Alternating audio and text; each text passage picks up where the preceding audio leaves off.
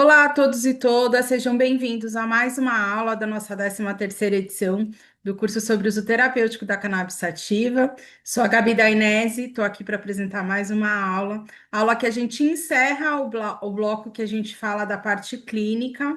E para encerrar essa aula, arrematando com chaves de ouro, a gente vai receber a doutora Carolina Marrone, que vai falar sobre dosagem, titulação, prescrição. É uma aula maravilhosa, tenho certeza que vocês vão adorar. E antes dessa aula, a gente tem grandes parceiros aí que estão com a gente desde a idealização do curso, que é o pessoal da SBEC, que contribuem aqui com as aulas, que contribuíram com a construção do curso, e eles estão lançando uma revista científica especializada em cannabis, e aí eles vieram trazer um convite para que a gente possa participar de alguma forma, os alunos, os pesquisadores, e apreciar a revista. Então, eles vão falar para vocês na sequência, e aí aguarda, né, alguns minutinhos aí depois dessa abertura falando da revista científica a professora Kate, né, que vai falar. Na sequência, a gente tem a nossa aula aí com a doutora Carolina Marrone. Então, uma ótima aula, tenha uma ótima semana. Semana que vem a gente volta já na parte do direito, com outras perspectivas aí sobre esse assunto. Pessoal, sejam todos muito bem-vindos. Hoje nós vamos conversar um pouquinho sobre a Revista Brasileira de Cannabis, a RBCAN, que foi uma revista pensada, idealizada e criada pela Sociedade Brasileira de Estudos da Cannabis Sativa, a SBEC. Tá? E durante a nossa conversa de hoje, eu vou compartilhar com vocês algumas novidades, tá? Algumas surpresas maravilhosas que a RBCAN está trazendo para vocês. Mas antes, eu quero me apresentar. Eu sou Kate Albuquerque, eu sou editora-chefe da Revista Brasileira de Cannabis, a RBCAN. Eu também sou professora titular da Universidade Federal da Paraíba, sou farmacêutica, com mestrado e doutorado em farmacologia de produtos naturais e sintéticos bioativos. Também sou líder, né, do grupo de pesquisa clínica em cannabis lá no CNPq. Eu tenho experiência em pesquisa tanto na área não clínica, que é aquela onde a gente estuda através da ajuda dos animais de laboratório, tá? E experiência também em pesquisa clínica, onde nós temos a colaboração dos seres humanos, das pessoas, né, contribuindo para a nossa pesquisa. Eu sou pesquisadora do Centro de Pesquisa Clínica do Hospital Universitário Lauro Vanderlei, aqui da UFPB, e essa parceria do Hospital Universitário, do CPC, ela é uma parceria junto com a SBEC, tá? Então, essa parceria, ela vem rendendo muitos frutos. Também sou membro fundadora e consultora de pesquisa da SBEC. E agora eu quero falar, né, entrar mais precisamente no tema, né, da nossa conversa de hoje, que é a Revista Brasileira de Cannabis. Pessoal, essa revista, ela é a primeira revista científica do Brasil e da América Latina especializada exclusivamente em cannabis. Então, a RBCAN, ela foi fundada em 2022 pela SBEC. Com o objetivo de quê? Com o objetivo de proporcionar esse intercâmbio tanto tecnológico quanto científico sobre cannabis sativa e o mais importante, nas mais diversas áreas do conhecimento, tá? A nossa revista, a RBCAN, ela recebe trabalhos científicos tanto nacionais quanto internacionais e o melhor, sem custo de publicação, tá? A nossa revista, pessoal, ela é uma revista de fluxo contínuo. O que isso quer dizer? Que você pode mandar o seu trabalho aqui para a RBCAN em qualquer época do ano. Então, nós fechamos a edição geralmente no final do ano. Então, ao longo do ano, você pode enviar o seu trabalho para ser publicado aqui com a gente, tá? A nossa revista, ela também apresenta um download gratuito dos artigos.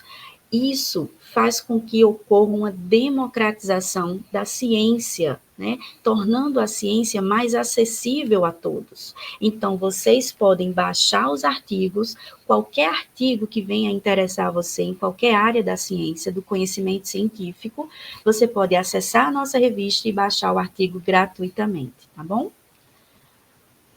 A RBCAM, ela é um periódico eletrônico que apresenta um ISSN. O que é isso? O International Standard Serial Number é um código de 8 dígitos que ele é reconhecido internacionalmente, reconhecido e aceito. Então, esse código ele serve para identificar os periódicos de uma maneira geral. E o nosso periódico, a RBCAM, apresenta esse código aqui, tá? Além disso, todos os artigos que são submetidos e publicados aqui na nossa revista, esses artigos recebem um DOI. O que significa esse DOI? Para que ele serve? O DOI, pessoal, é um código para identificar o seu trabalho, o seu artigo. E esse código, ele também é reconhecido internacionalmente, tá? E com o DOI facilita demais a citação do seu trabalho e o acompanhamento do impacto da publicação do que você fez, né? De toda a sua pesquisa. Então, fiquem atentos. Sempre que vocês forem escolher uma revista para publicar o seu trabalho, é muito importante que essa revista forneça para o seu trabalho esse DOI, tá? Então, caso vocês queiram escolher uma revista, fiquem atentos ao DOI, tá? Então, venham publicar aqui com a gente, que nós fornecemos esse DOI para o seu trabalho, tá bom? A RBCAM, ela conta com um time de pareceristas, de avaliadores, com mestrado, doutorado e pós-doutorado. Toda essa equipe, ela tem uma vasta experiência nessa temática, bom? Então, a nossa equipe, o nosso time de pareceristas, eles vão avaliar o trabalho que você submete à RBCAM, e essa equipe é uma equipe multidisciplinar. Então, nós temos uma equipe de pareceristas em todas as áreas do conhecimento, bom? A RBCAM teve a honra, pessoal, de contar, né, com o apoio do professor Rafael Mecholam, que infelizmente faleceu em março de 2023. Então, a RBCAM, nós da RBCAM, nós fizemos um convite ao professor Rafael Mecholam e ele prontamente aceitou fazer parte do nosso time de pareceristas. Ah, olha que legal, né? E o aceite do professor Rafael Mecholam a compor, né, o nosso time de pareceristas só reforça a relevância e a credibilidade da RBCAM. Tá? Então, ficamos muito felizes quando o professor Rafael Mecholam aceitou fazer parte do nosso time. Então, para quem não conhece, o professor Rafael Mecholam e toda a sua equipe, né, veio trabalhando desde a década de 1960, onde ele e a sua equipe, né, do laboratório conseguiu identificar, conseguiu isolar pela primeira vez um dos principais componentes da cannabis sativa, que foi o tetrahidrocannabinol, o THC. No ano seguinte, o professor Rafael Mecholam conseguiu identificar o segundo maior componente, né, o fitocannabinoide, também muito produzido pela cannabis sativa, que foi o canabidiol, o CBD. O canabidiol ele foi isolado pela primeira vez em 1940, mas só conseguiu ser identificado, ou seja, a sua molécula só conseguiu ser identificada pela equipe do professor Rafael Mechola. Então, toda essa base científica que o professor Rafael Mechola trouxe para a ciência, né, serviu de suporte para se descobrir o tão falado, tão famoso sistema endocannabinoide, que é o sistema, pessoal, super importante para a manutenção da nossa vida, né, da vida dos seres humanos. Então, a descoberta desse sistema teve como base as pesquisas iniciais, preliminares, do professor Rafael Mechola e sua equipe. Daí a nossa grande alegria, grande honra, poder ter contado com a participação do professor Rafael Mechola aqui no nosso time de pareceristas da RBCAM. Tá? Aí você me pergunta, Kate, como é que eu faço para ser um parecerista? Primeiro, para isso, você precisa ter ao menos um mestrado, tá? Então, para formar o nosso time ad hoc de avaliadores, você precisa ter mestrado, doutorado ou um pós-doutorado. Mais uma vez, não precisa ser especificamente dentro da área da cannabis. Não, dentro da sua área de conhecimento, tá? Porque o nosso time, ele é formado, como eu já tinha falado, por uma equipe multidisciplinar em todas as áreas do conhecimento, porque nós recebemos artigos em todas as áreas, tá bom? Agora, especificamente em cannabis, tá? Então, para se tornar um parecerista aqui da RBCAM, é basicamente você seguir esses 3 passos. É super simples, pessoal. Então, primeira coisa que você tem que fazer, você precisa realizar o seu cadastro, tá? Na nossa plataforma, no nosso site, através desse QR Code aqui, ó. Esse QR Code, ele vai levar você para a página inicial da nossa revista. Ou você acessa esse QR Code, ou você entra, né, direto no nosso site, que é revistacannabis.med.br. Quando você entra aqui na nossa revista, ou pelo site ou pelo QR Code, você vai encontrar no canto superior direito esse linkzinho aqui, ó, cadastro. Você acessa aqui, você clica nesse link cadastro, preenche todos os dados, tá?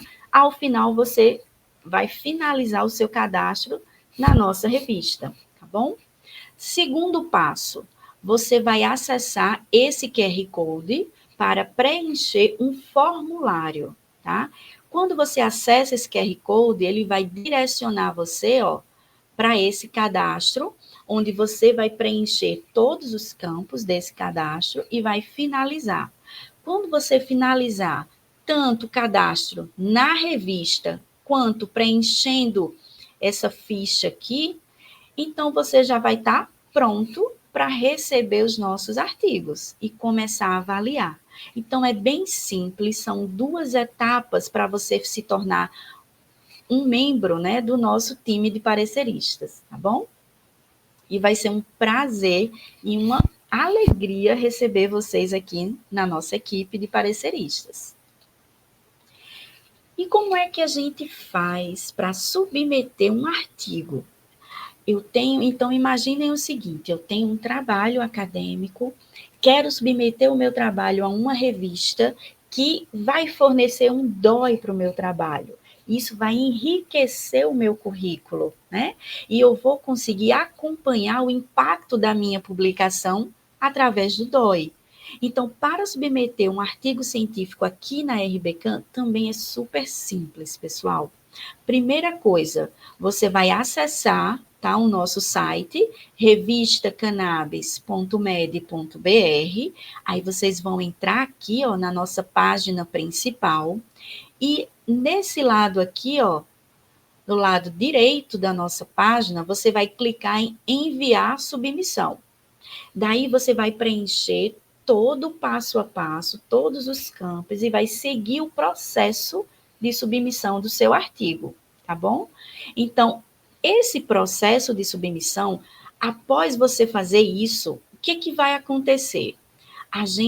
A equipe editorial, após a submissão do trabalho de vocês, a equipe editorial vai analisar preliminarmente se o seu trabalho está ou não de acordo com as normas da nossa revista. Caso esse trabalho não esteja de acordo com as normas, a nossa equipe vai enviar o trabalho de volta para você fazer esses ajustes. Quando esses ajustes estiverem prontos, aí você vai anexar o seu artigo corrigido no mesmo processo de submissão, pessoal. Isso é super importante. Não precisa vocês começarem a submissão do zero, tá bom? Então, durante aquele processo de submissão, aquele protocolo de submissão que você já executou, você vai apenas anexar o seu artigo corrigido novamente no mesmo processo. Agora sim, o seu trabalho está de acordo com as normas da RBCAM. E o que vai acontecer a partir de então? Então, a partir desse momento, o seu trabalho estando de acordo com as normas, nós da equipe editorial, nós vamos enviar o seu trabalho para o nosso time de avaliadores, de pareceristas, especializados em cannabis sativa, nas mais diversas áreas, tá? Então, esses avaliadores, eles vão avaliar o seu trabalho e, havendo algum ajuste a ser feito, nós vamos encaminhar o trabalho junto com as sugestões de ajustes, correções, comentários. Essas sugestões que os avaliadores vão colocar, né, no nosso fluxo editorial, no fluxo avaliativo, na verdade, então a gente vai encaminhar o trabalho para vocês de novo. Aí vocês vão fazer as correções, vocês vão colocar todas as sugestões que foram sugeridas pela nossa equipe de avaliadores. Uma vez fazendo isso, você vai colocar o seu trabalho de novo no mesmo processo que você havia submetido inicialmente, tá bom? Então, uma vez o seu trabalho estando ok, já corrigido, você já fez tudo que os avaliadores solicitaram, então agora o seu trabalho vai ser encaminhado para a equipe de editoração. É nesse momento que a gente vai colocar o DOI no seu trabalho.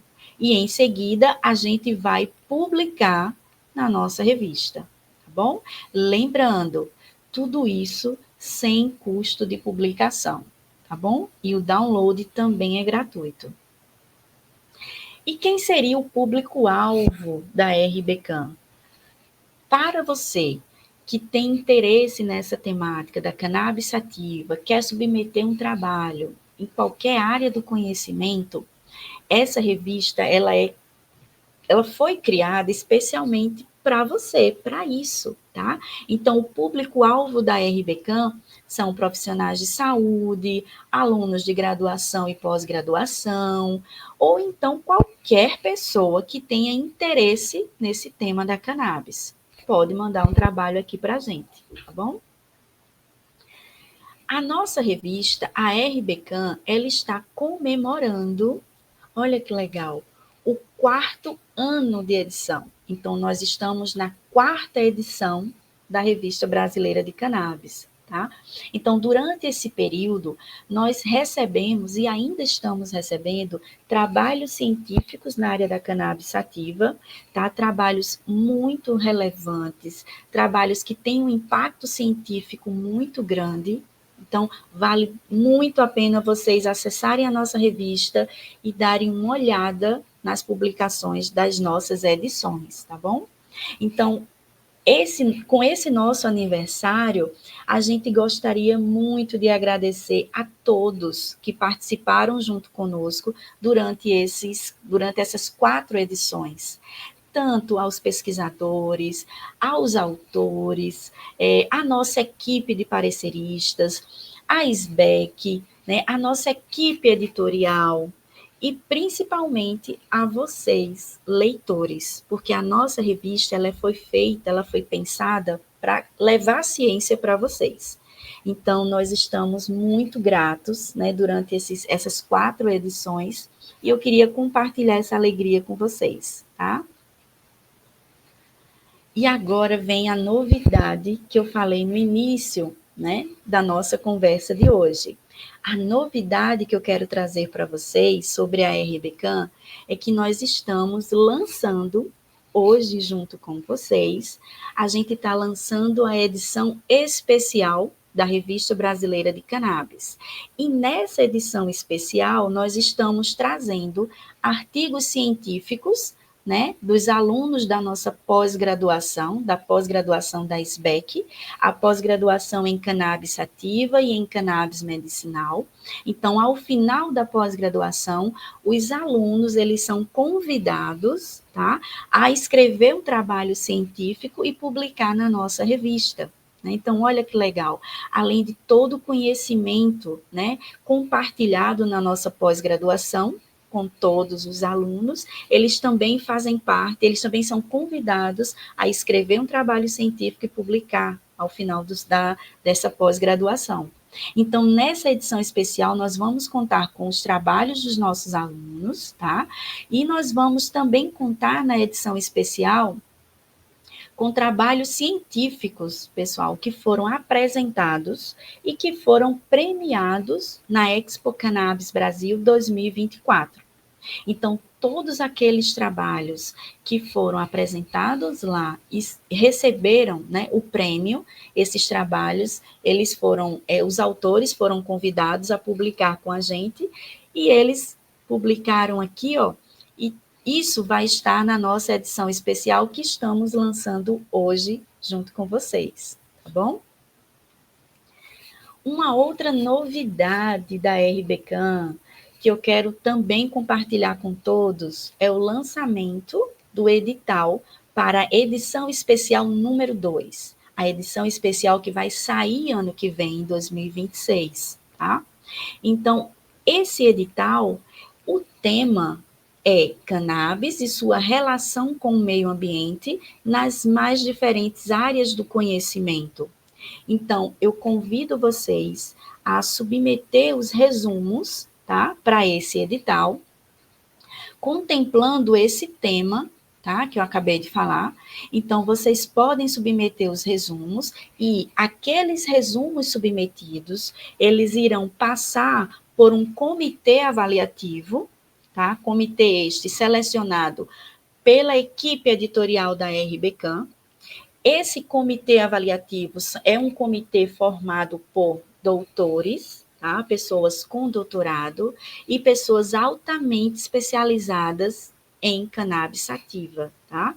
Então, o seu resumo submetido será avaliado por esse comitê e, caso seja selecionado, esse resumo vai ser publicado na edição especial 2, lá de 2026, do ano que vem. O seu resumo publicado também vai receber um DOI. Além disso, os 10 melhores resumos serão publicados, né, os autores serão convidados a publicar o seu resumo na forma de resumo expandido. Bom? Para que você tenha acesso, né, ao edital de forma completa, vocês só precisam acessar esse QR Code abaixo. E, ao final, qualquer dúvida, pessoal, sobre o edital, tá? Vocês podem mandar um e-mail para a gente, dúvidas ou sobre o edital, ou sobre o processo de submissão de artigos, ou sobre como se tornar um parecerista, qualquer dúvida relacionada à RBCAM e ao edital de lançamento que estamos lançando hoje com vocês, para a edição especial número 2, vocês podem mandar um e-mail para a nossa revista, que é revista.cientifica, sem acento, @sbec.med.br, que nós teremos um enorme prazer em responder todas as dúvidas de vocês, tá bom? Então, muito obrigada, conto com a submissão dos trabalhos, né, de vocês à nossa revista, conto também com o acesso de vocês para se tornar um parecerista da nossa revista, tá bom? Obrigada, pessoal, e até a próxima.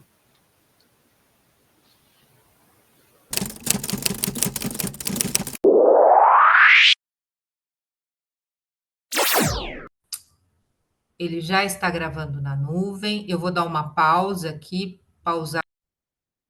Olá, bom dia, boa tarde, boa noite, pessoal. Eu sou a doutora Carol Marrone, sou farmacêutica e sou convidada para dar essa aula de prescrição, dosagem e titulação para vocês nessa 12ª edição do curso do uso terapêutico da cannabis sativa. Eu sou sempre muito grata ao convite dos coordenadores, professora Eliana, a doutora Gabi, a Cris, que nos ajuda com a gravação. E bora, vamos começar. Quem sou eu? Eu sou farmacêutica, sou mestre e doutora em ciências, é, tenho uma empresa de consultoria e assessoria especializada em cannabis. Sou professora deste curso já na 3ª edição e também dou aula para o curso de medicina canabinoide, que é o curso de pós-graduação da Unifesp. Sou presidente e diretora da Associação Cura da Mata, que trabalha com produtos naturais, com plantas medicinais e com cannabis, e também diretora técnica da Cannabis Brasil e da Cannabis Logística Uruguai. A gente trabalha com consultoria internacional e logísticas entre fronteiras com os nossos vizinhos uruguaios. Bom, qual que são as considerações que a gente deve se ater na hora de prescrever? A primeira coisa que eu passo para os meus alunos é qual a regulação que nós temos e o que precisa ser atendido para que o paciente faça o uso de cannabis. Qual cannabis? Cannabis associativa, cannabis de drogaria ou cannabis via importação. Não importa, tá? Para qualquer uma dessas três, ele vai ter que seguir regras. E ele vai precisar ter a mesma base de conhecimento do que deve ser avaliado quando ele vai prescrever. Então, dentro da regulação vigente, eu cito duas principais resoluções. Temos muitas, tá?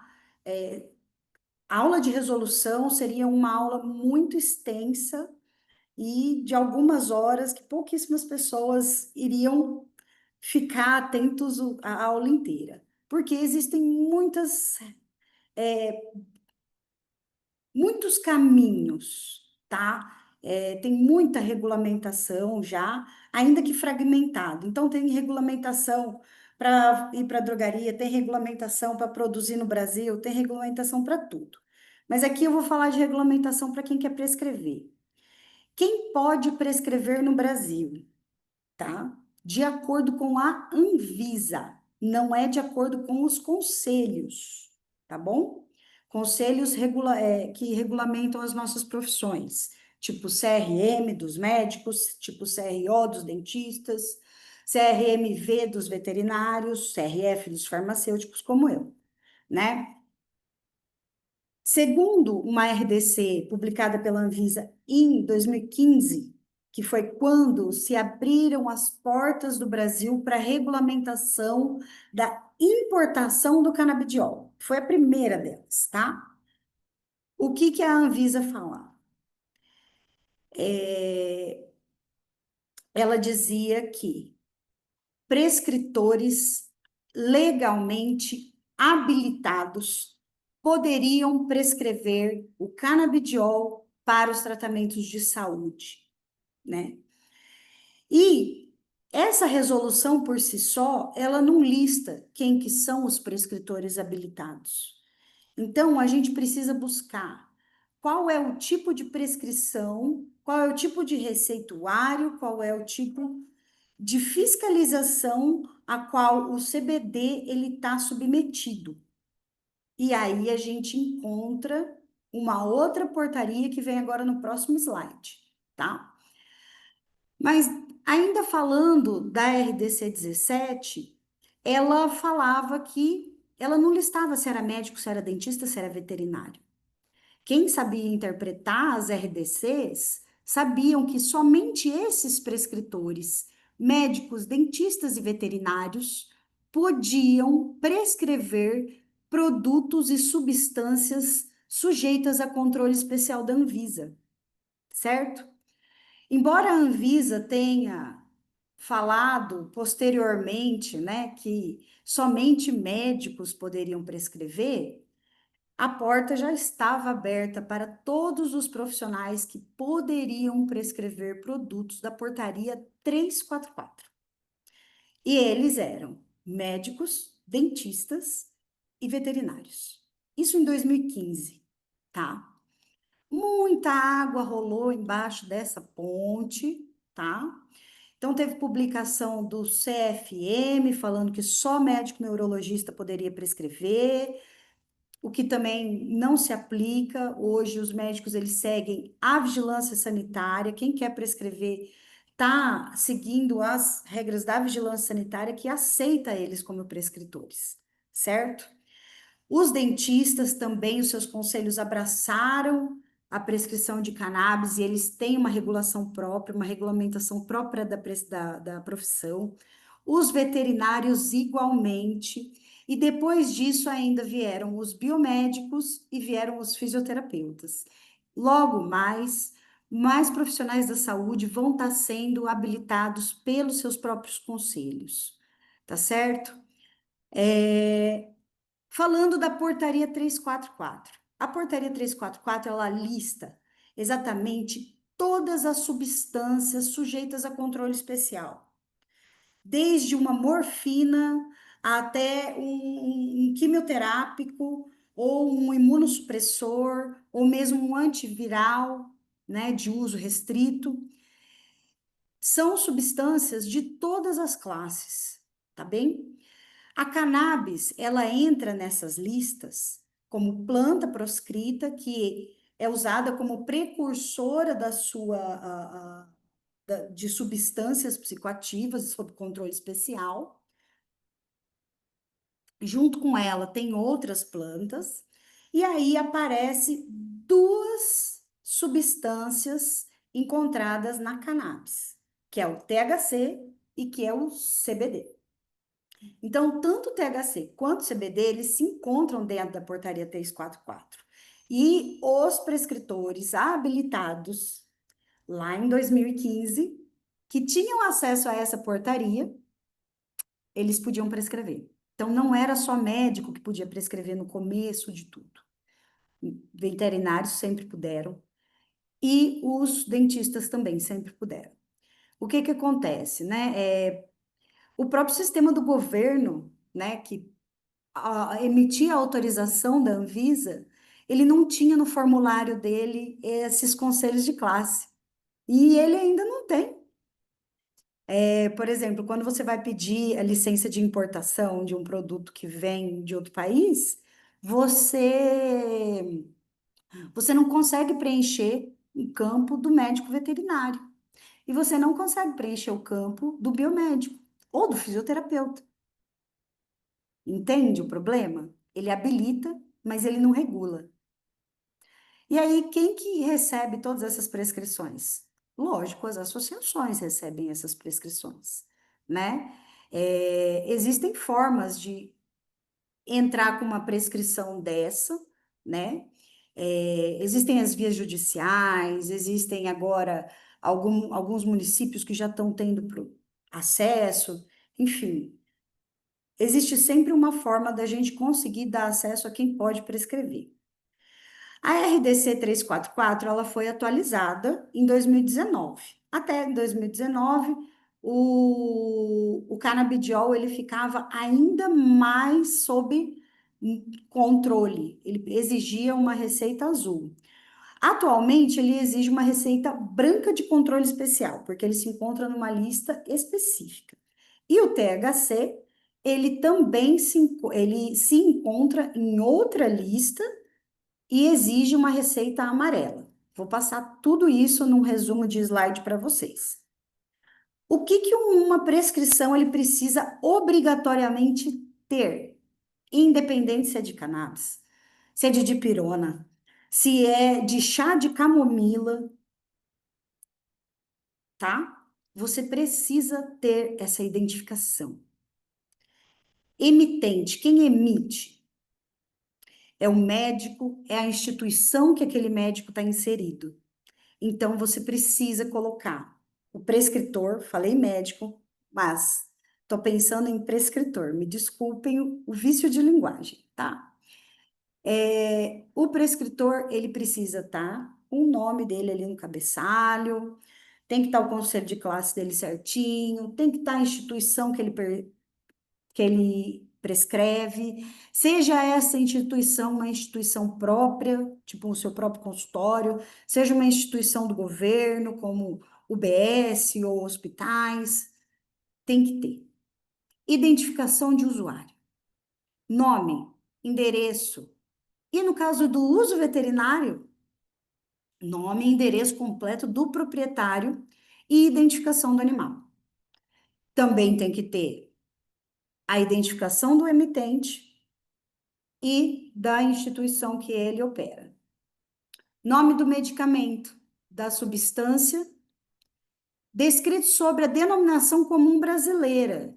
A denominação comum brasileira é aquela que lista o princípio ativo. Ela não lista a marca. Não, imaginem duas prescrições de dipirona, né? Uma dipirona 1 grama, uma Novalgina 1 grama. A Novalgina, ela não é uma denominação comum brasileira, ela é uma marca registrada, ela é um nome comercial para a dipirona, como se fosse um nome fantasia, né? Daquele remédio.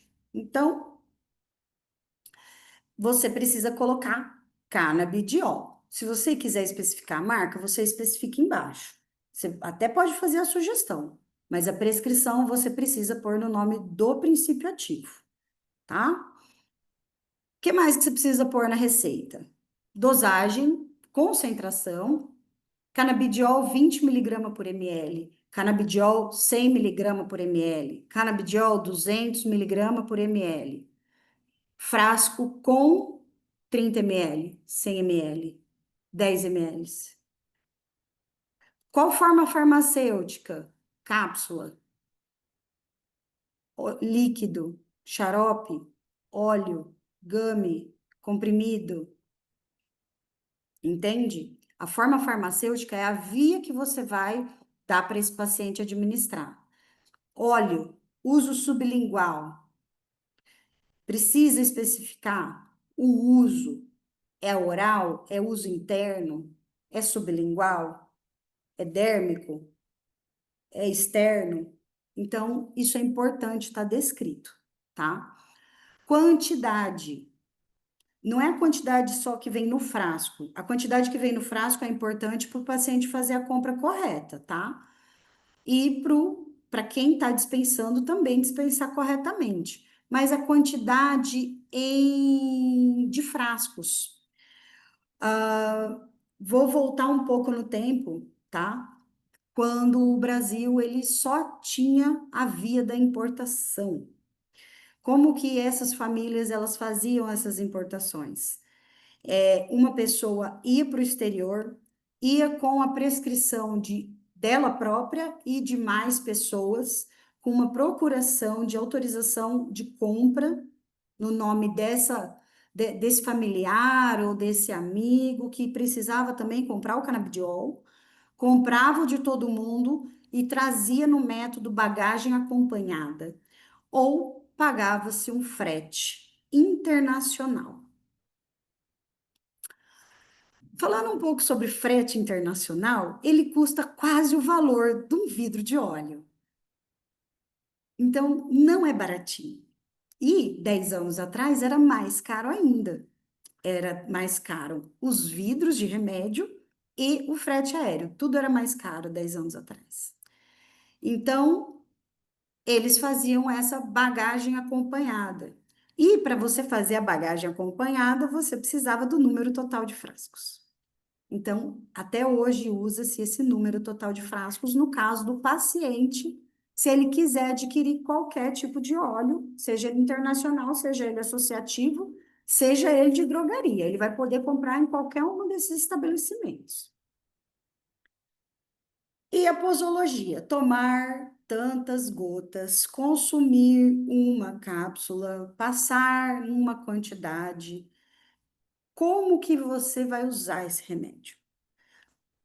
aplicar 2 gotas sublingual, aguardar 5 minutos, não escovar os dentes pela próxima meia hora, ou após as refeições, ou evitar tomar com orientação é a conduta médica, é a conduta do prescritor, é a conduta do profissional da saúde. E assinatura, lógico. Assinatura e data, tá?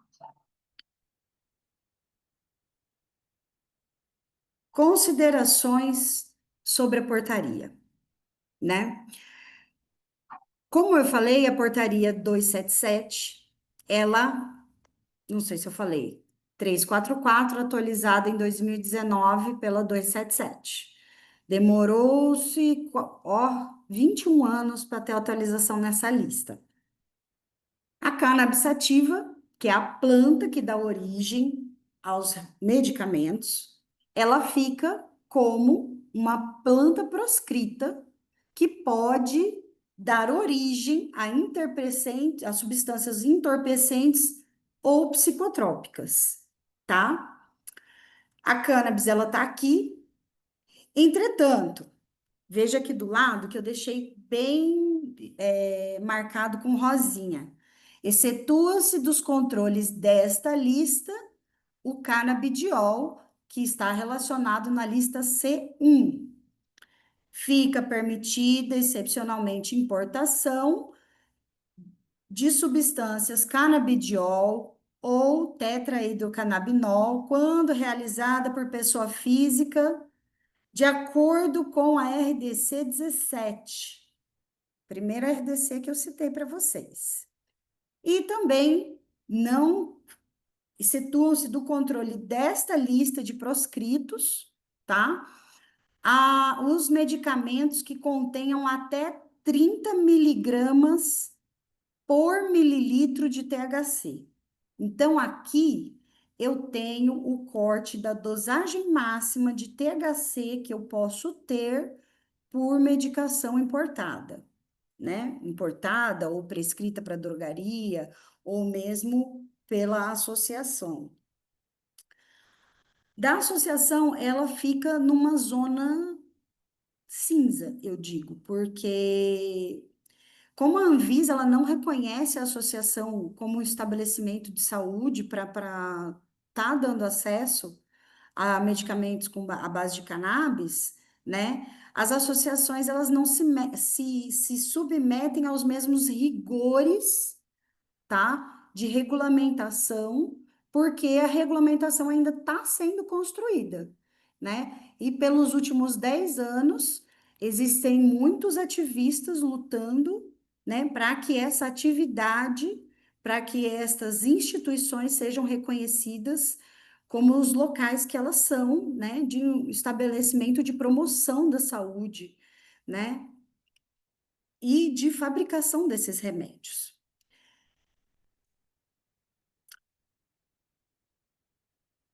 Aqui falando dos medicamentos que contêm THC, tá certo? Ainda dentro de regulamentação. Regulamentação é uma aula um pouquinho cansativa, mas já está terminando. Só mais 2 slides, gente. Daqui a pouco eu volto para a parte legal da aula. Onde que a gente encontra o THC, tá?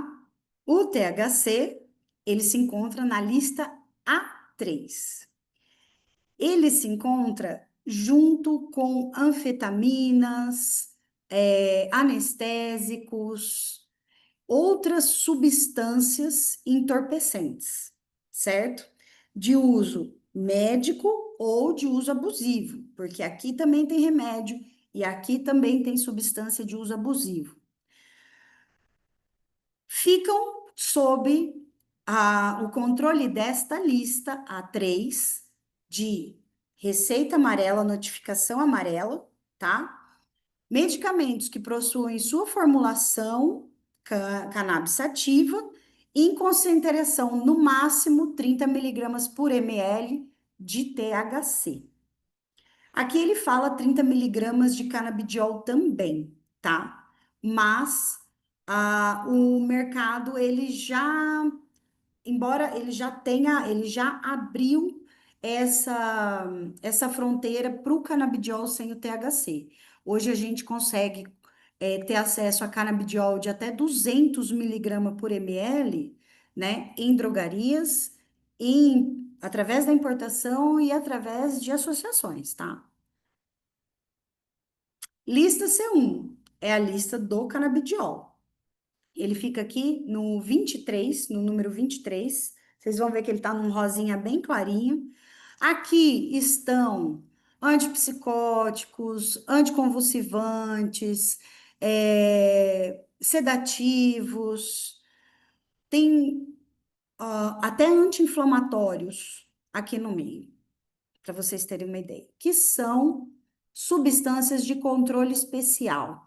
Mas neste caso, né, enquanto que a notificação amarela e a notificação azul fica na farmácia, nesse caso fica uma via com o paciente e uma via com a farmácia, tá? No caso de importação, você só anexa ali no seu pedido de compra e na sua solicitação de autorização, né, do seu produto. Mas essa receita é aquela receita branca, tá? A receita amarela, que é a notificação A, fica aqui no início, aqui logo no primeiro. Se vocês quiserem tirar um print screen dessa tela, vocês podem tirar, ou vocês podem vocês mesmos procurarem, né? Notificação de receita, Anvisa, e ver quanto tempo você pode usar essa receita para compra.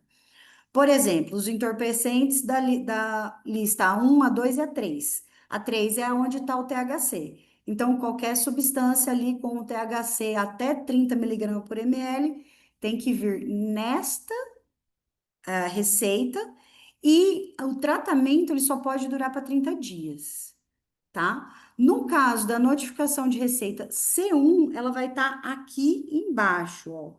Não sei se vocês estão enxergando a minha mãozinha aqui, mas receita de controle especial comum em 2 vias. Quem entra nisso daqui? Toda aquela lista C1 que eu falei para vocês, que tem antipsicótico, anticonvulsivante, tem até anti-inflamatório, tem sedativo, tem de tudo ali dentro. Anabolizantes, tá bom? Que é uma outra lista. Os adendos dessas listas A1, A2 e B1.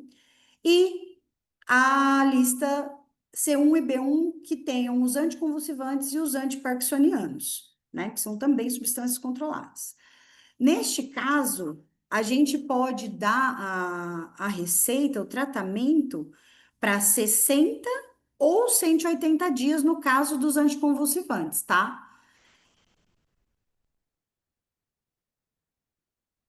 Essa regra se aplica para as associações?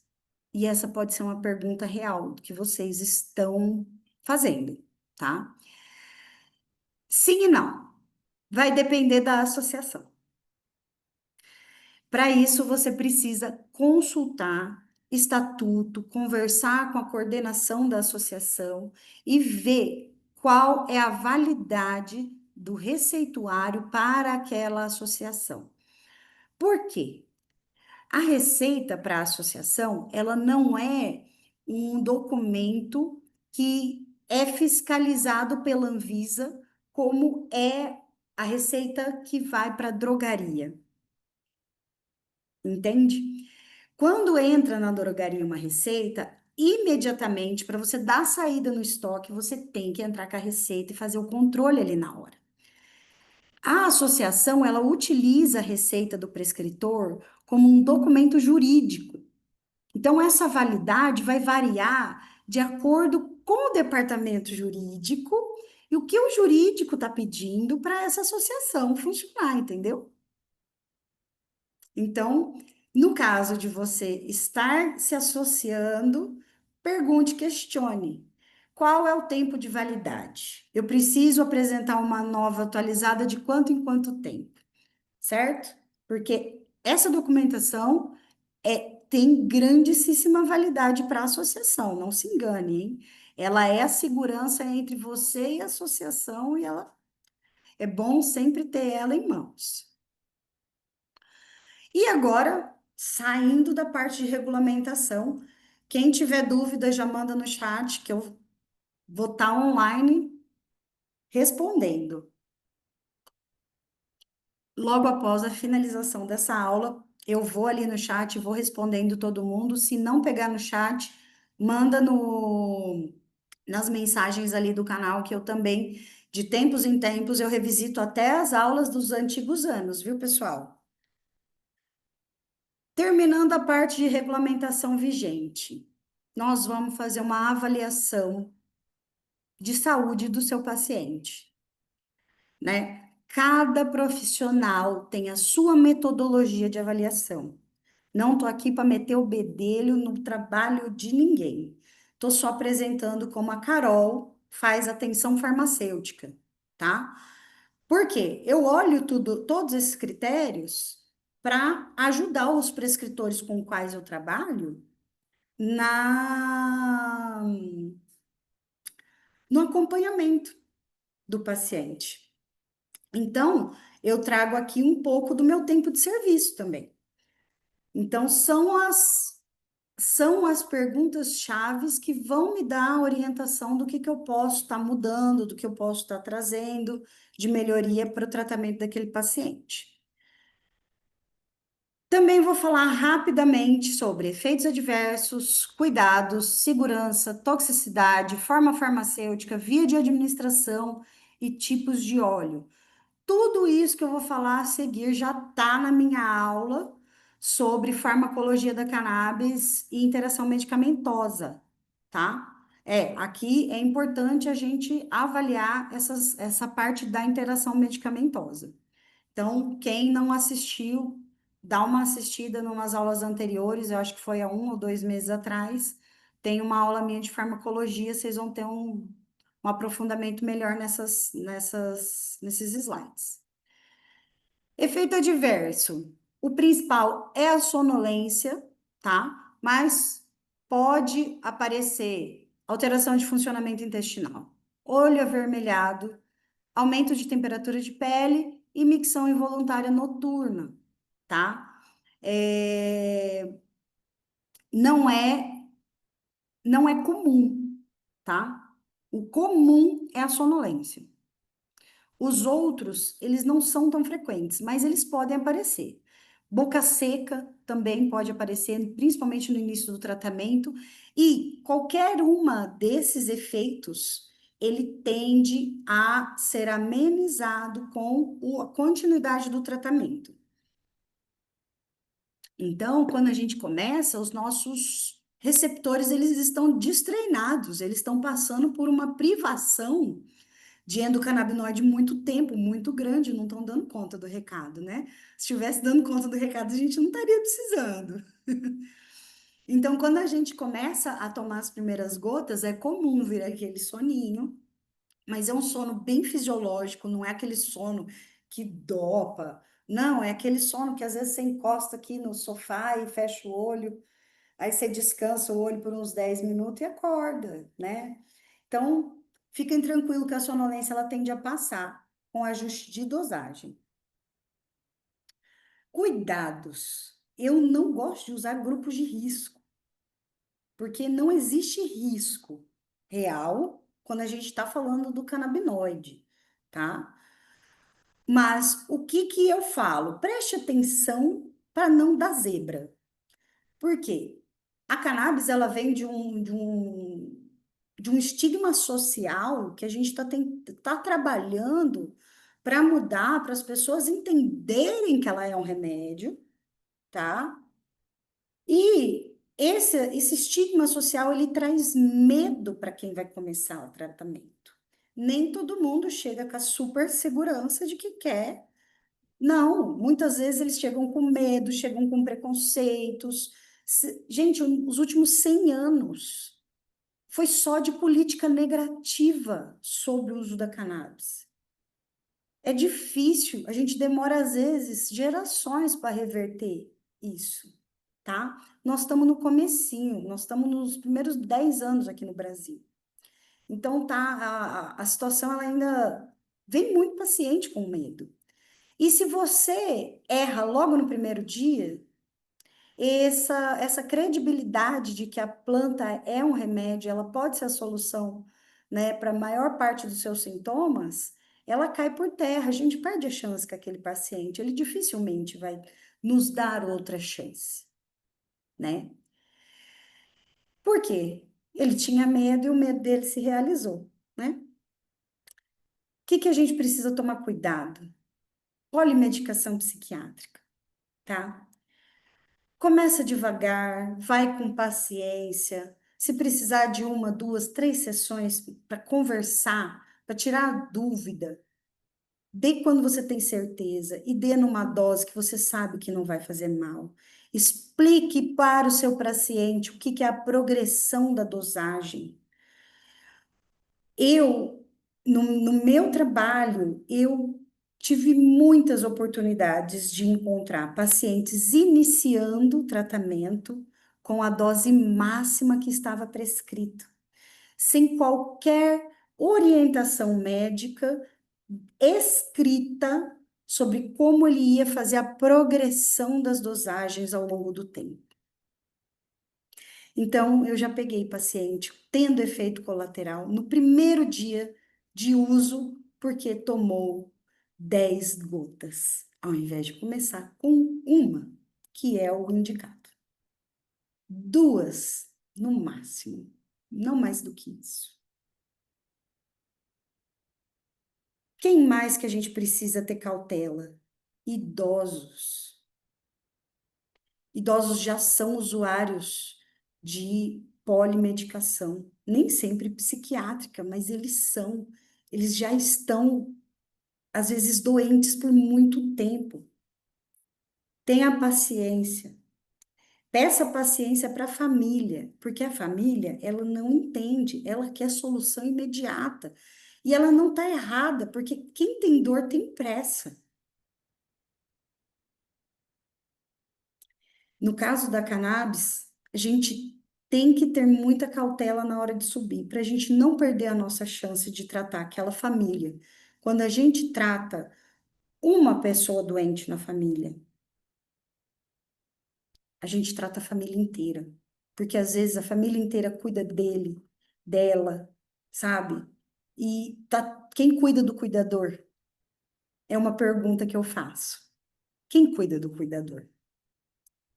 Então, quando a gente trata um, a gente trata todos. Então, atenção, tá? Atenção também com os pacientes que podem ou já têm diagnóstico de condições psiquiátricas que os predispõem a surtos psicóticos ou crises com alucinações. Um exemplo, esquizofrenia. Não, a cannabis não é a causa da esquizofrenia. Não é isso. Esse é um mito, tá? Existe sim uma predisposição de pacientes com históricos de esquizofrenia terem surtos após o uso de substâncias psicoativas, mas não é só a cannabis, não, tá? São todas as substâncias psicoativas, tá bom? Não, ela não é a causa, mas ela pode sim levar a um evento, tá? Se a pessoa já tiver o diagnóstico. Então, só cautela, não é contraindicação, tá bom? Se você for de uma gota em uma gota, como a gente orienta na nossa apostila, mentira que não existe uma apostila exata sobre isso. É muito difícil se estabelecer protocolos. Mas o que a gente ensina? Vai devagarzinho, vai de gota a gota. É o jeito de você não errar no caminho. E eu tenho que falar da segurança. Gente, o que mais tem nessa RDC 344 é a substância que quer te matar.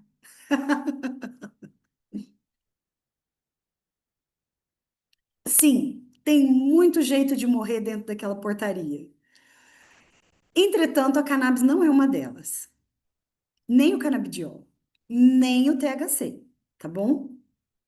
Para vocês terem uma ideia, não existem estudos que comprovam overdose por cannabis.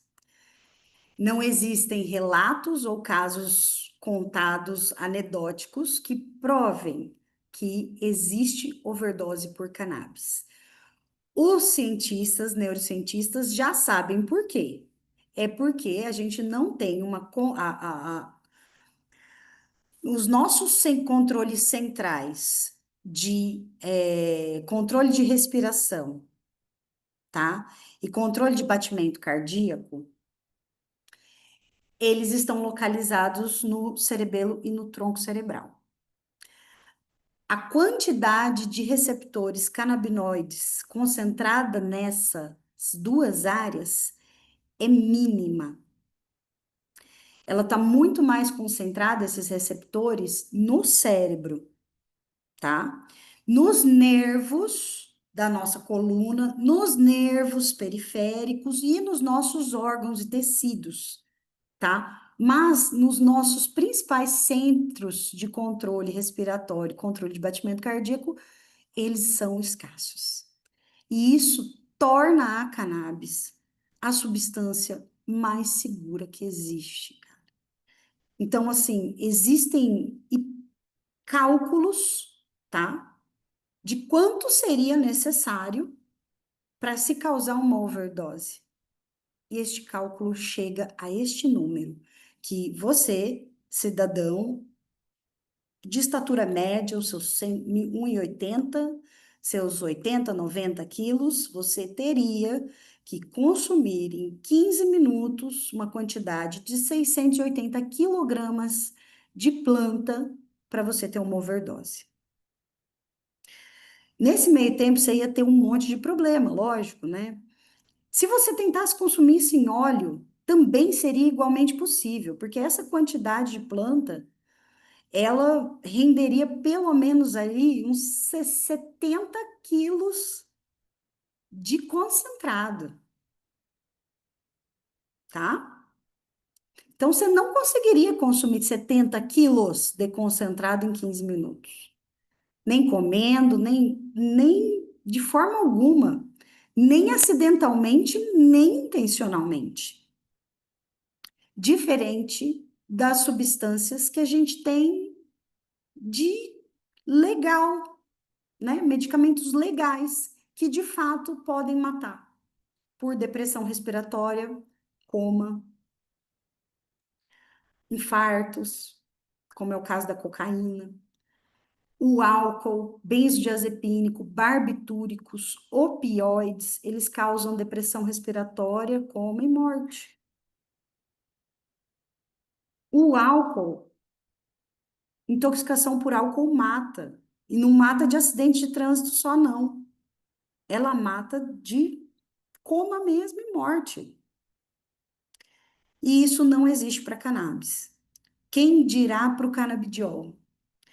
O THC, em forma de estudo isolado, um estudo de dose letal para 50, ele conseguiu verificar em animais que a dose de THC isolada necessária para causar overdose de um animal é de 3 gramas de THC puro por quilo de animal. Então, um cachorrinho de 10 quilos, ele precisaria de 30 gramas de THC isolado. É muita coisa. É muita coisa mesmo. É uma quantidade quase que impossível de você conseguir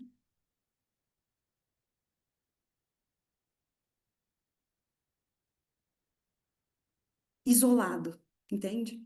É extremamente difícil. Então, realmente existem estudos, estão chegando nessas quantidades absurdas, E se você pesquisar em qualquer. Eu já fiz essa pesquisa mais de uma vez em PubMed, internet, não existe relato de overdose. O que existe é internação por excesso de comestíveis de cannabis. Isso tem bastante. Sabe por quê? Porque a farmacocinética do comestível é diferente da farmacocinética do óleo medicinal, tá? Então, o comestível, ele sempre chega, né, com uma carinha recreativa, com uma carinha de festa, uma carinha de brigadeiro, uma carinha de bolachinha, né? Aquelas gummies são, inclusive, perigosas para crianças, tá? Papai e mamãe que quer comer gummy, não, cuidado. O seu filho pode confundir com balinha de verdade. E é nessa que você vai para o hospital. Ele não vai a óbito, fica tranquilo, mas você vai para o hospital. A pessoa que come esses comestíveis com alto THC, ela comete um erro muito grande, porque ela acha que o efeito vai ser rápido, e o efeito não é. Primeiro que demora para fazer o efeito. Às vezes demora 1 hora, 2 horas, tá? Ah, tem gente que começa com muito menos, claro. Tem gente que começa mais cedo, tem gente que termina mais tarde. Isso aí são características do organismo. Mas, via de regra, põe 1 horinha. Nessa 1 hora, você quer se divertir. Nisso daí, você come um pedacinho, você, se tiver num ambiente social com bebida alcoólica, vai beber. Se tiver num ambiente social com um cigarro, vai fumar. E aí, de repente, tá batendo a onda das 3 vias ao mesmo tempo e você não consegue dar conta da onda. Porque vem arritmia cardíaca, vem náusea, vem paranoia, a pessoa pode ficar agitada, principalmente se ela não teve a paciência de esperar o bolo bater e comeu mais um pedaço de bolo, entendeu? Isso é mais comum do que parece, até para os mais experientes. Então, cuidado. Por que que o comestível é diferente? Nós temos muitos metros de intestino. A fumaça que fica alguns segundos no seu pulmão, agora é uma comida que fica algumas horas no seu intestino, absorvendo livremente aquele princípio ativo. Então, a absorção ela é maior por mais tempo. E ainda existe o metabolismo. E o metabolismo transforma o THC em um metabólito também psicoativo. Vamos tomar cuidado, tá? Se quiser conversar mais sobre isso, meu contato vai estar no final dessa aula. Vocês me mandem e-mail, mandam um Instagram ali que de tempos em tempos eu vou respondendo, tá, gente? Tá, e as vias de administração convencionais, tá? Deu uma desconfigurada aqui no meu slide, eu peço desculpas para vocês, mas as vias tradicionais são inalatória, sublingual, tópica, oral. Além dessas, temos endovaginal, intrarretal e intranasal, tá? Aqui eu tenho 4 apenas para mostrar para vocês, mas conforme eu for apresentando, eu vou falar onde que está as outras vias, tá bom? Aqui eu tenho um gráfico de tempo por efeito. Então, aqui eu tenho minutos e horas.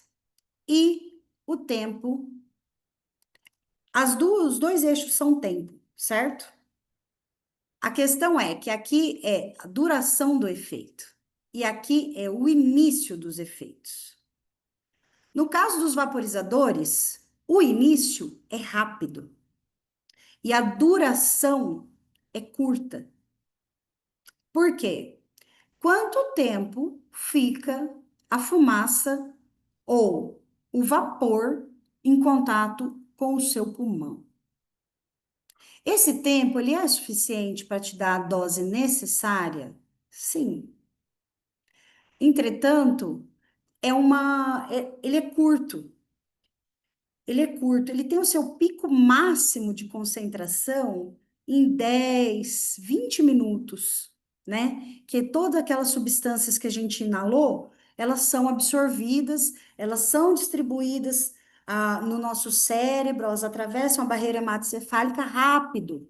São substâncias gordurosas, lipídicas. Então, elas difundem ali e fazem um efeito físico, tá? Existe um efeito físico.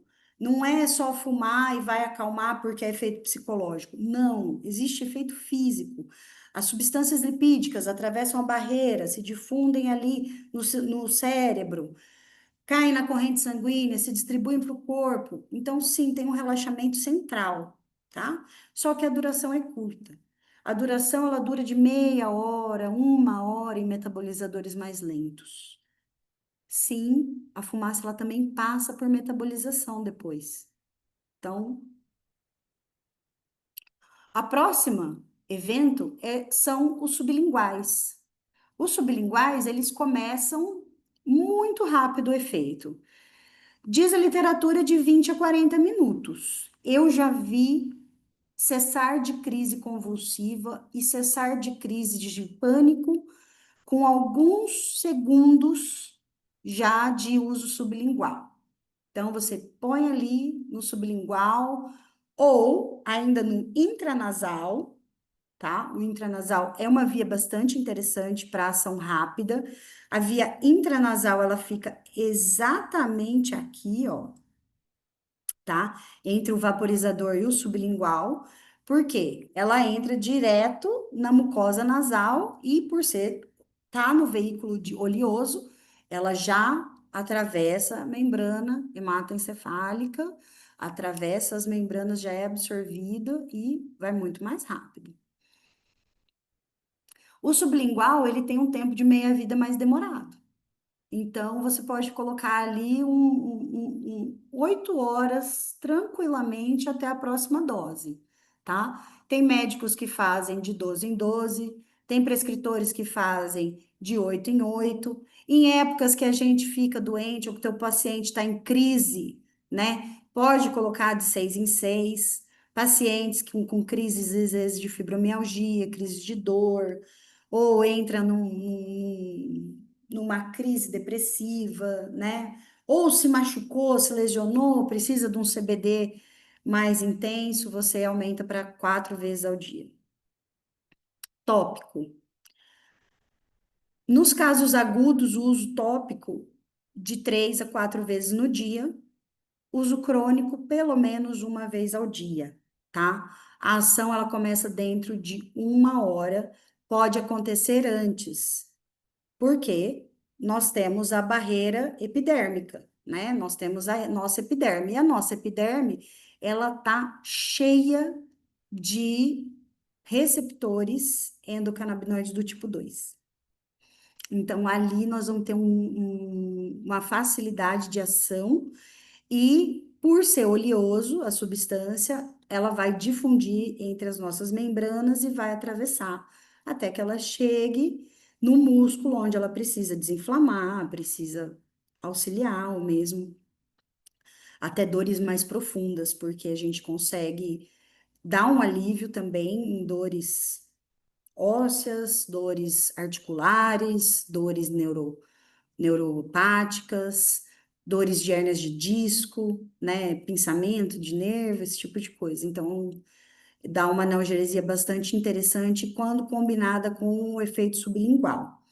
E a via oral, né, ela começa de 20 minutos a 2 horas, de acordo com a absorção desse paciente.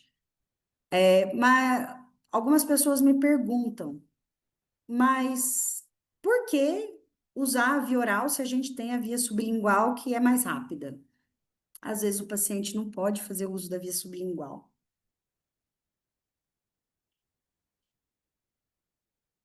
Às vezes paciente é gastrostomizado, às vezes o paciente não pode fazer ingestão de medicamento ou de alimento por boca, justamente por questões assim de cabeça e pescoço, né? Pacientes acamados, às vezes em coma, né? Precisa dissolver ali e passar por via oral, né? Às vezes tá entubado, tá com sonda nasogástrica ou com sonda de gastrostomia. Tem pessoas que preferem o uso oral pela facilidade, mas isso daí fica a critério do prescritor mesmo, né? O que a gente mais vê hoje, e as gummies, né? As gummies, elas têm essa facilidade, né? A princípio, eu pensava muito nas gummies para dar para criança, né? Criança, às vezes, muito seletiva, não consegue tomar o remédio por via sublingual, né? Sem que aquilo cause um trauma para a família inteira. E dar o acesso para crianças gummies é uma facilidade. Entretanto, com o avanço, né, e a popularização das gummies de THC, né, que é usado principalmente para tratamento em adultos, tratamento de dor em adultos, eu fico um pouco receosa nessa situação, né? Então, existe a via oral. Saibam que ela está aí para ser usada quando houver a necessidade de ser usada. E eu falei de outras duas vias que não estão nesse gráfico, tá? Essas outras duas vias são as mucosas vaginais e a mucosa anal, retal, né? Bom, são mucosas, elas vão driblar o mecanismo de segunda passagem. Entretanto, a via retal, a gente não tem ainda controle da velocidade de absorção desses componentes. Então, é uma fase que ainda está em estudo, uma fase, é uma via que ela é muito promissora, tá? E ela pode substituir a via oral, por exemplo, no caso de pessoas acamadas, no caso de pessoas gastromizadas, no caso de pessoas que não podem deglutir porque removeu devido ao câncer, enfim, garganta, faringe, laringe. Então, a via retal, ela pode ser um ponto importante para a gente adequar a terapia para o nosso paciente. E a via endovaginal, ela é muito interessante para os casos dos transtornos do sistema reprodutório feminino. Miomas, endometriose, cólicas intensas, a gente pode tratar com, ou mesmo câncer cervical, né? Câncer de útero, de bexiga, enfim. Câncer nessa região pélvica. A gente pode estar tratando com os óvulos de canabinoides, né? No caso dos supositórios, aplica-se a mesma coisa, só que eu acho que ainda com uma faixa mais ampla de tratamento, que vão além do câncer e do tratamento de tumores, mas eu acho que vai para além, por exemplo, as doenças inflamatórias intestinais, aquela colite ulcerativa, doença de Crohn, que são doenças que machucam muito o intestino, né? Para casos de dores crônicas insuportáveis, intratáveis, né? Eu acho que é uma via rápida de absorção. Então, quando eu falo, está em estudo, mas é muito promissor, é algo que vai ter um espaço bem amplo nas próximas discussões, nos próximos anos, porque realmente amplia o efeito do que é só ingestão, né? Você chega a pontos-alvo de forma mais efetiva, né? No caso dos transtornos do sistema reprodutório feminino, como dos acessos à área esplênica que a mucosa retal dá acesso. E os tipos de óleos? Estou trazendo aqui tipos de óleos, mas é tipo de compostos, tá? Porque pensando em tipos de óleo, não é só o tipo que vai no sublingual, são tipos de medicamentos que podem vir em várias formas farmacêuticas, inclusive né, nas mais diversas. Mas aqui eu coloco óleos por uma questão didática. Começo falando para vocês que nós temos óleos que são à base de CBD isolado ou e são veiculados tanto por empresas internacionais e nacionais, tá? Tem produção nacional de CBD isolado, tem em drogaria, tem em importação. Broad Spectrum. Esse é um óleo que tem uma característica um pouco mais. Ele é mais amplo, entretanto, ele não é completo, tá? E o Full Spectrum, que é o espectro completo, que vai estar todos os canabinoides ali e todas as substâncias que devem ter ali dentro dos medicamentos à base de cannabis. E outra forma de usar a terapia é através das flores in natura, né? Flores in natura, antes era possível importar, hoje está proibido. Quem consegue dar acesso a flores hoje são associações que possuem habeas corpus com liminar favorável para isso. São poucas, mas a gente já tem algumas em andamento aqui no Brasil. O full spectrum, ele já fala, espectro completo, ele vai ter canabinoides da planta, terpenos, que são os óleos aromáticos, e os flavonoides, que são poderosíssimos antioxidantes e anti-inflamatórios. Esse remédio, ele irá apresentar no mínimo 0,2, 0,3% de THC, tá? Mas ele pode ter quantidades maiores. Ele pode ter 10, 20, 30, 50% de THC, até ele se tornar outro quimiotipo de remédio, tá? Dentro do full spectrum, a gente tem o quimiotipo que é rico em CBD, rico em THC, quando o THC é acima de 50 e o CBD é abaixo. O CBD acima de 50% e o THC abaixo. E o equilibrado, que é o quimiotipo CBD-THC, que ele vai ter os dois em proporções parecidas, certo? E ele vai ter sempre nem sempre ele vai ter uma quantidade maior em CBD, ele pode ter uma quantidade maior em THC também, tá? Então, não excluam uma da outra. Ele é full porque ele tem tudo e ele conserva os terpenos. Os terpenos são óleos aromáticos. Não serve para deixar a flor só cheirosa.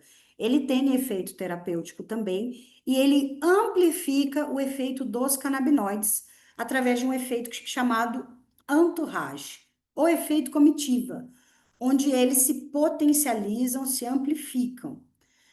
O processo de fabricação desses óleos full spectrum, esses concentrados full spectrum, é através de extração a gás, como é a via supercrítica com gás carbônico, ou ele pode ser dissolvido com solventes, tipo a extração hidroalcoólica, que é aquela que você põe a planta no álcool, tira daí uns minutos e evapora o álcool até sobrar aquele creme oleoso que é o concentrado.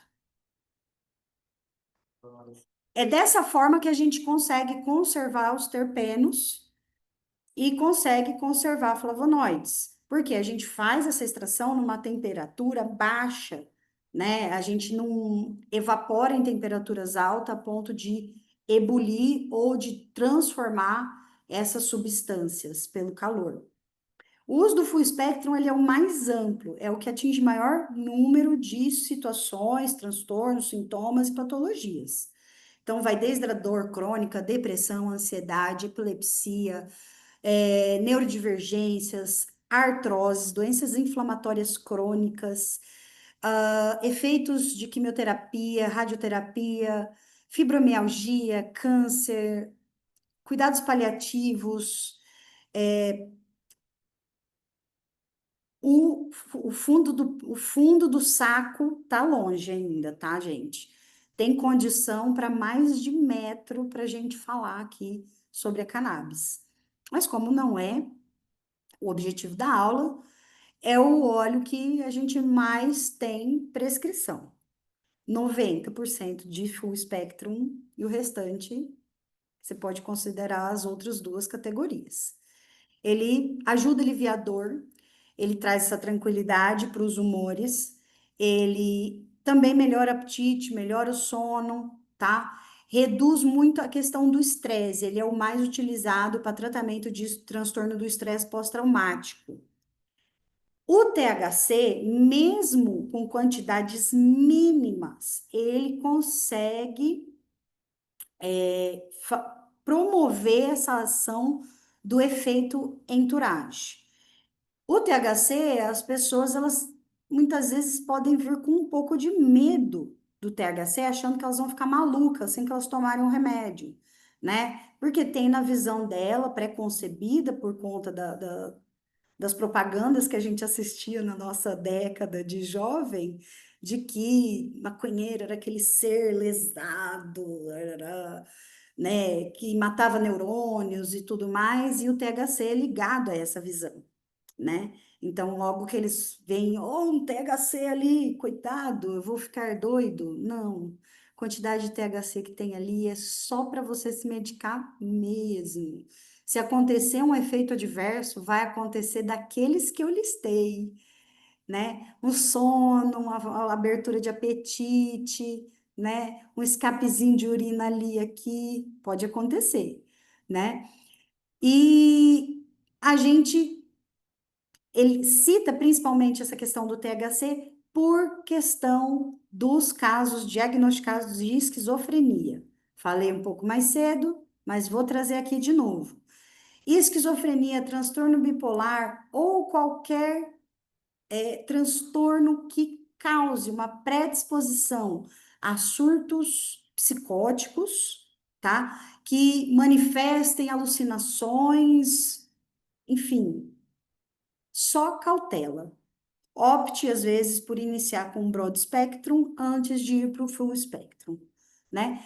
Na ausência de acesso ao broad spectrum, né, pode-se sim usar com o THC nas quantidades mínimas de 0,3 e vai naquela de gota a gota, né? Se o paciente ele for alucinar, ele já alucina na primeira gota às vezes. Então, dá para ser, é possível, mas muita cautela, depende muito da sensibilidade desses pacientes. Novamente, vou falar: cannabis não causa esquizofrenia.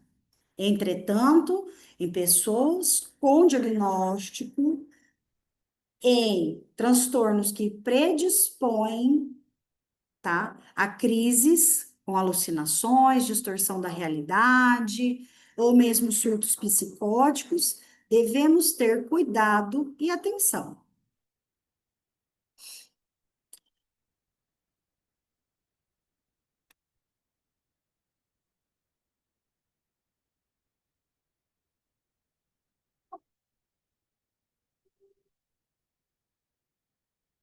Tipos de CBD. Ainda voltando para a nossa aula. O tipo isolado é aquele que tem 99 para cima de quantidade de CBD.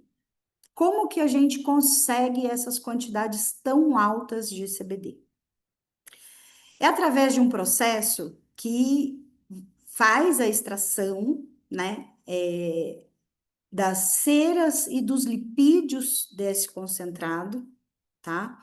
E esse processo ele chama winterização. Essas ceras, esses lipídios, eles são solidificados e extraídos. Depois disso, o medicamento ele ainda passa por uma destilação fracionada, onde vai se fracionar os canabinoides e somente depois vão se com uma concentração extremamente alta de CBD dentro daquele composto, é que a gente vai conseguir ter a cristalização do CBD puro, tá?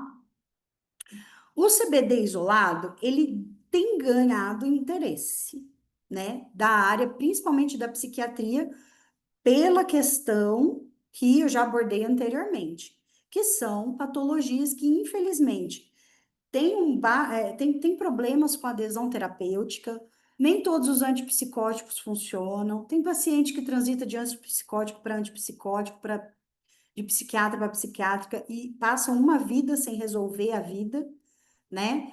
E que o CBD isolado tem ajudado, né? Junto com outras medicações, lógico, né? Às vezes não sozinhos, mas acompanhados de múltiplas terapias, né? Eles têm tido bons resultados com o CBD isolado, né? Por causa das chances reais de eventos psicóticos nesse grupo específico. Ele também apresenta para esses grupos, né, uma qualidade que também é difícil incorporar no tratamento deles, né, que são o uso de antidepressivos. Então, o CBD, nesse caso, além de tratar os eventos psicóticos, né, prevenir que não se tenha eventos psicóticos ou alucinações, ele ainda vai funcionar como um antidepressivo. O que que o CBD isolado ele faz? Então, ele modula o sistema endocannabinoide. O CBD, ele inibe a enzima de degradação de endocannabinoide. Então, ele aumenta o tônus endocannabinoide daquele paciente. Ele também ativa via serotoninérgica. Ele tem um efeito anti-inflamatório e neuroprotetor, que é importante também para eles. E ele faz uma modulação glutamatérgica. Então, tudo isso ajuda a reduzir as comorbidades do diagnóstico, né?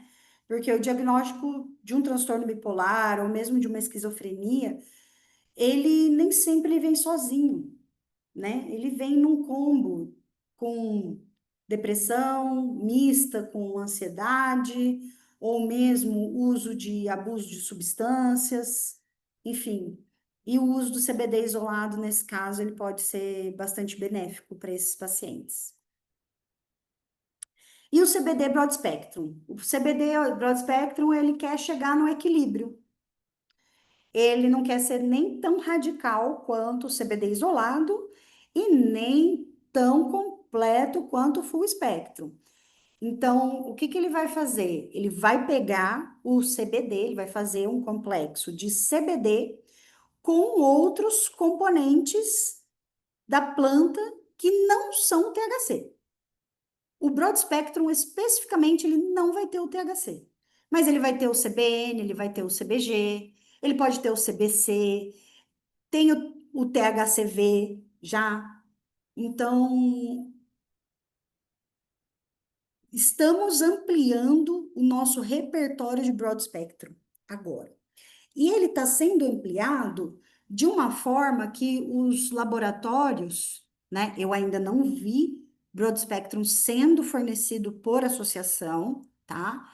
Mas vejo empresas, tá? De CBD trabalhando com essa linha.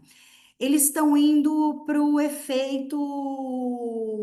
efeitos específicos. Por exemplo, eles fazem uma formulação com 3.000 de CBD e 1.000 de CBN, que é para tratamento específico da insônia.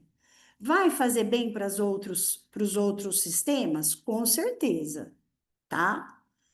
Mas o CBN, o canabinol, ele tem ótimo efeito sedativo, gente.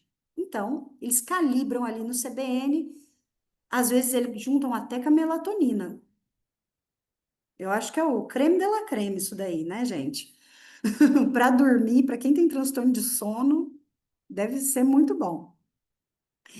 E os outros, como o CBG e o CBG, ou CBC, perdão, eles têm propriedades anti-inflamatórias e analgésicas, né?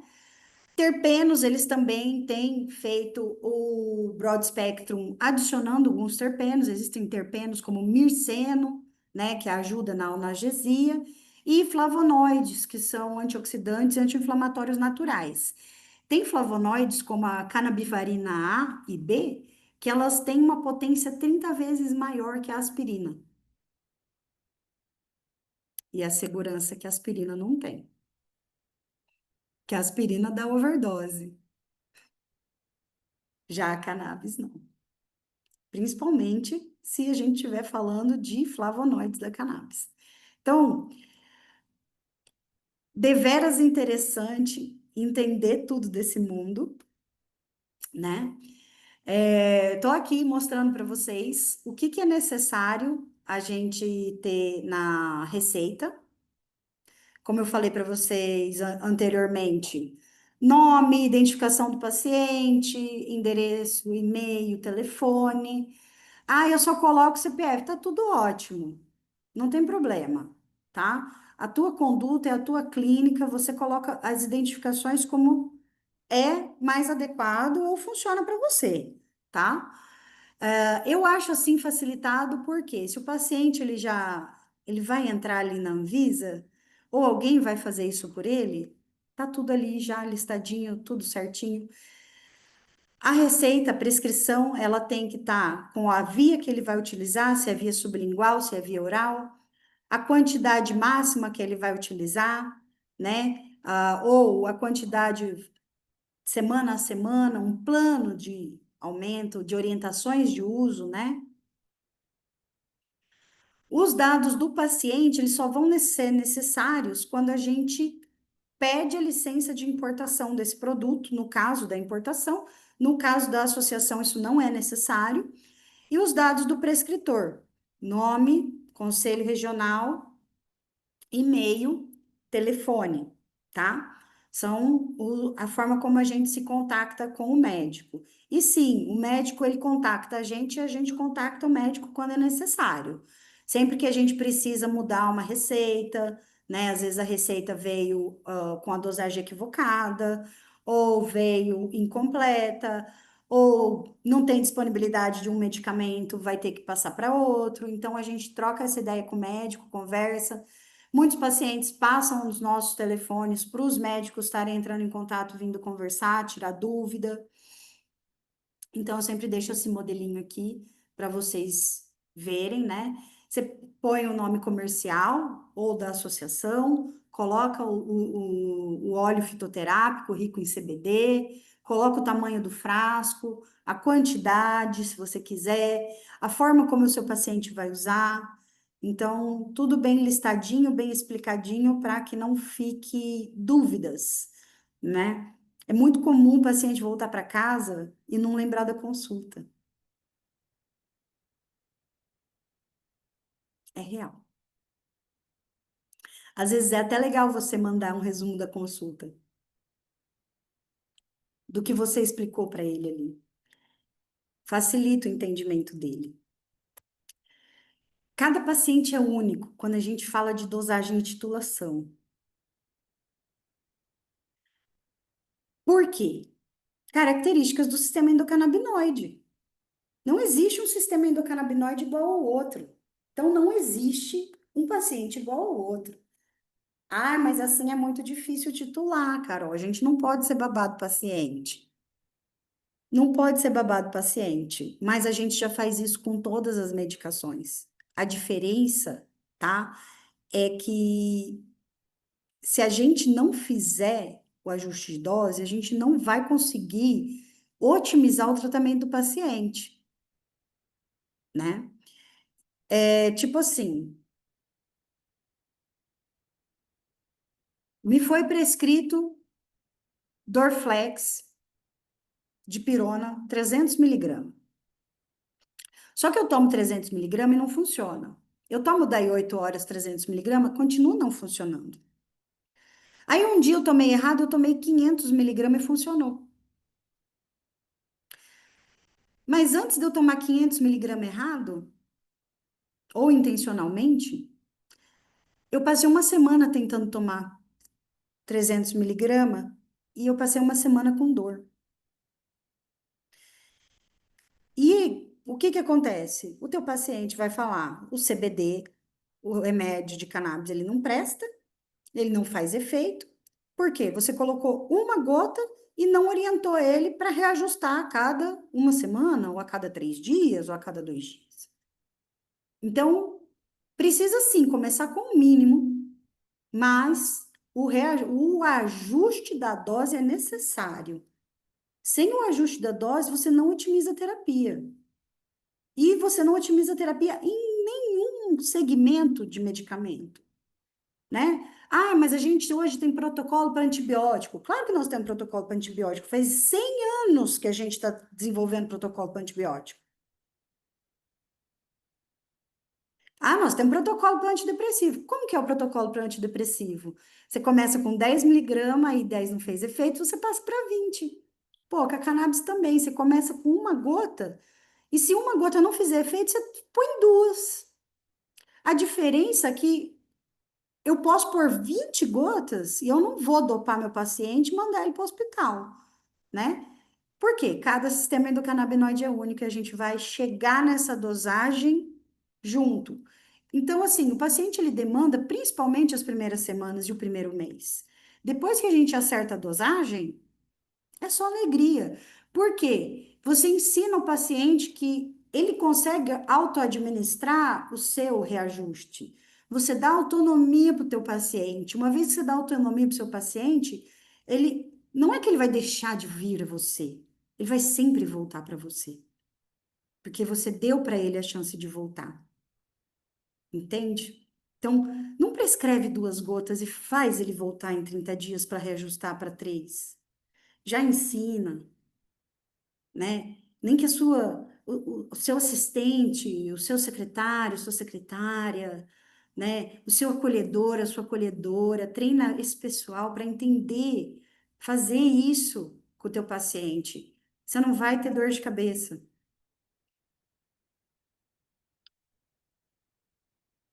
Avaliação do paciente. Cada profissional vai fazer a sua anamnese. O que que a Carol avalia? Estado de saúde geral. Tá bem? Tá mal? Tá mais ou menos? Tá terminal? Tá internado? Tá na UTI? Tá onde? Tá fazendo tratamento já? Tá com a terapia em dia? Não tá com a terapia em dia. A maioria de nós não tá. Precisamos saber aonde estamos na linha do tempo do tratamento do nosso paciente. Isso vai determinar a velocidade de titulação. Anotem aí no caderninho de vocês, porque eu não fico anotando no slide. Estado nutricional. CBD é bom, mas CBD não é milagroso. CBD não é panaceia, canabidiol não resolve vida. Se você não tem vitamina, se você não tem ferritina, se você não tem vitamina D, se você não tem vitamina B12, se você não come direito, se você não se hidrata. Vocês querem uma aula de uma nutricionista especialista nisso? CBD não faz milagre em saco vazio. Entenda o estado de nutrição do seu paciente. Ele pode ser obeso e estar desnutrido. Ele pode ser magrelinho e estar com condições excelentes de saúde, dando de 10 a 0 em qualquer moleque de 20 anos. Então, estado nutricional é extremamente importante. Quando a gente avalia a idade, a gente precisa entender o estado de metabolismo dele. Como que metaboliza? O metabolismo ele muda com a idade, assim como a hidratação, como a velocidade, como os receptores eles estão funcionando, até os receptores funcionais de que controle de pressão, controle de fome, controle de sede, né? Comorbidades. Existem comorbidades que são simples. Existem comorbidades que não têm nada de simples. Então, nós temos que conciliar esses tratamentos, né? E como que a gente concilia isso é fazendo uma avaliação detalhada de tudo que ele tem, o seu histórico, a sua progressão de doença, os remédios que ele está tomando, avaliar a interação medicamentosa, a avaliação de hábitos alimentares e sociais, tá?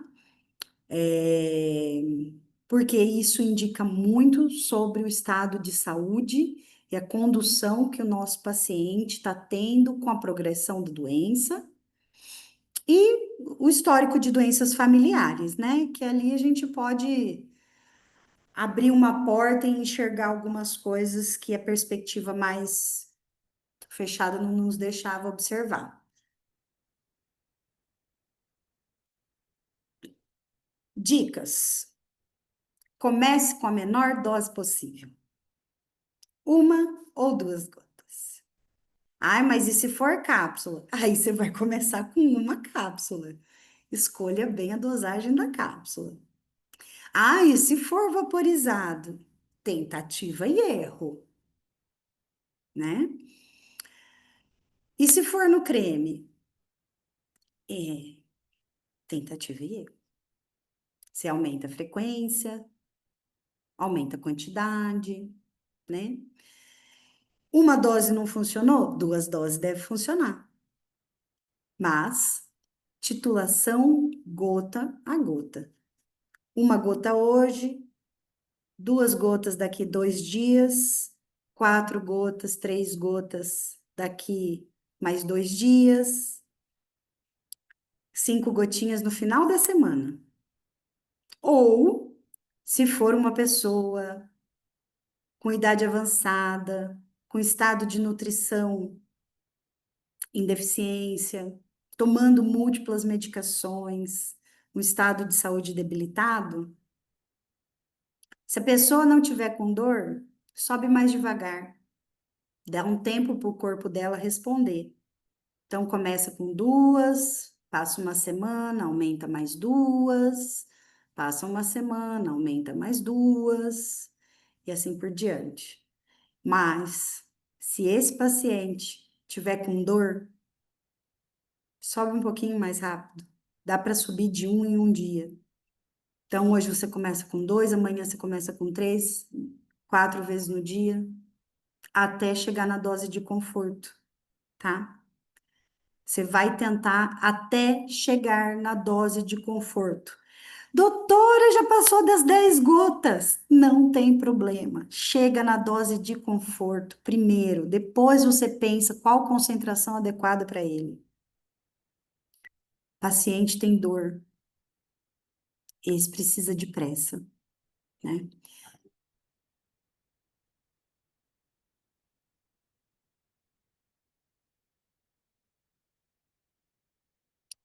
A velocidade de titulação é o que a velocidade de titulação é o que eu acabei de mencionar para vocês. Se um paciente ele tiver num quadro estável, a gente pode subir essa dosagem de 2, 3, até 1 vez por semana, tá? Mas a cada 3 dias é ideal, tá? No caso de pacientes que estão com dores severas, ele precisa de mais rapidez. Então, nesse caso, a gente pode subir 1 gota por dia ou 2 gotas ao dia. E antes de avaliar, antes de prescrever, se certifique de que você conhece o seu repertório de concentrações disponíveis no mercado. Seja seu o mercado de importado, seja seu o mercado de associação, seja seu o mercado de drogaria, tá? O importante é o paciente medicado, gente. Então, assim, a gente dá acesso àquilo que é possível, né? Esse aqui é o meu contato, a nossa aula ela termina aqui, mas quem tiver dúvidas, deixa aqui no nos comentários da nossa aula, ou durante a aula no chat, nós vamos estar respondendo as perguntas que foram feitas, tá bom? Muito obrigada a todos, tenham uma boa semana.